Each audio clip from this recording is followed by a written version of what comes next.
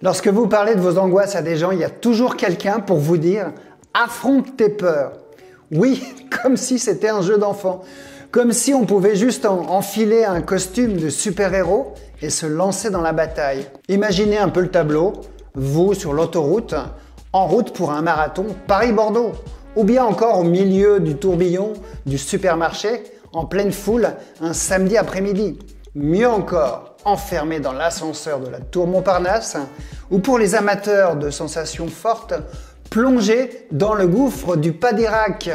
Et puis soyons fous, vous pourriez même sauter en parachute pour combattre votre peur du vide. Si après tout ce que je vous ai dit, vous commencez à avoir des sueurs froides, c'est absolument normal. En effet, ce n'est pas simple. Et est-ce que cette méthode fonctionne? C'est ce que nous allons voir dans cette vidéo. Vous vous sentez souvent incompris lorsqu'on vous conseille de faire face à vos peurs. Vous n'êtes pas seul.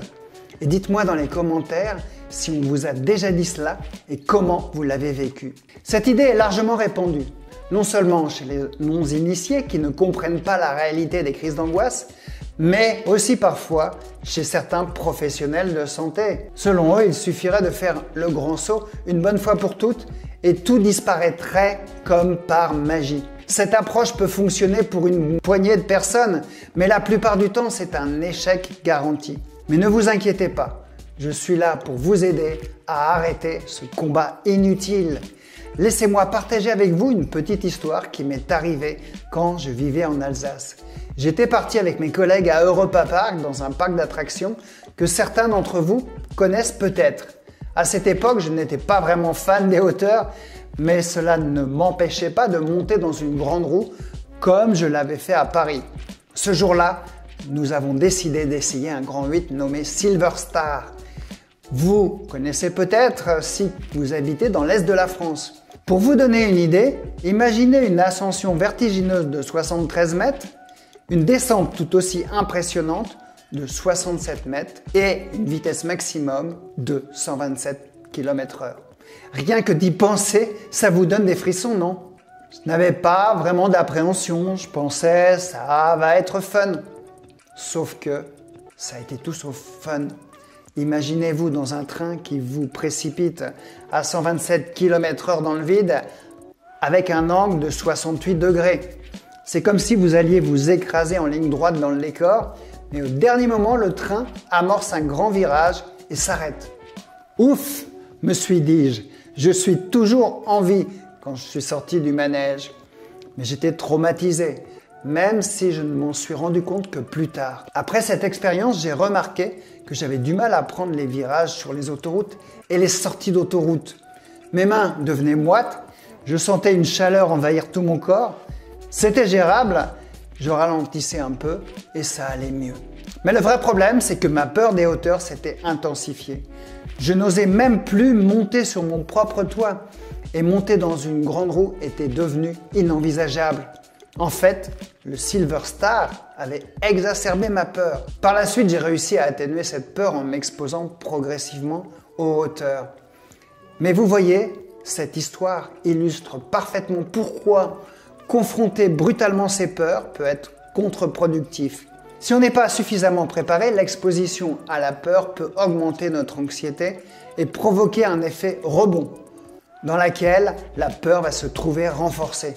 Et dans le cas d'une exposition trop intense, comme ça a été le cas pour moi, cela peut même créer un traumatisme, surtout si ce dernier est lié à une peur antérieure, même légère.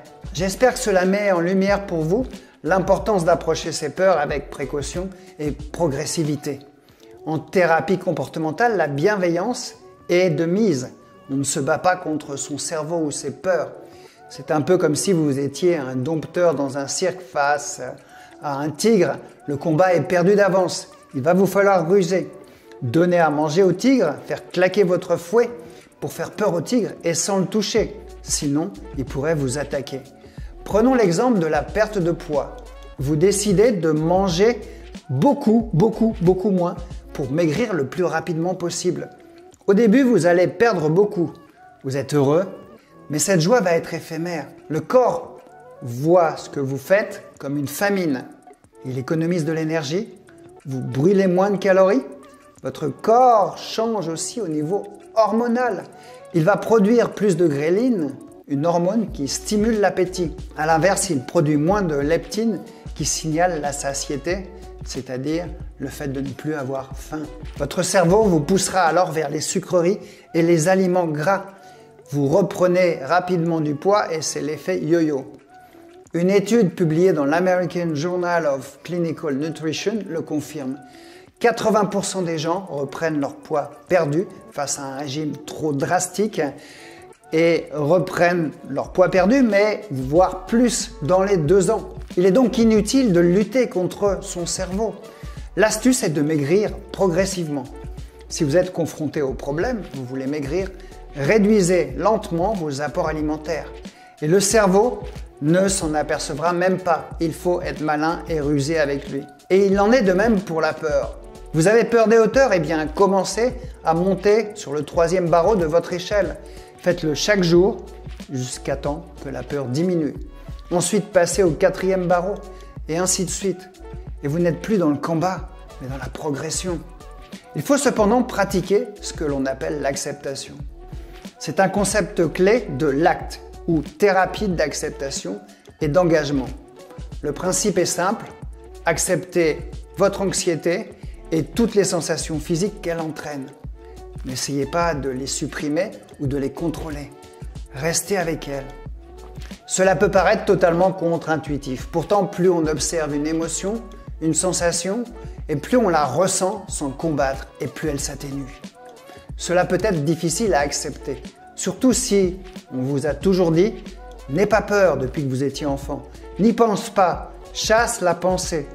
En réalité, plus on chasse la pensée, plus on la combat, plus elle revient en force comme un boomerang.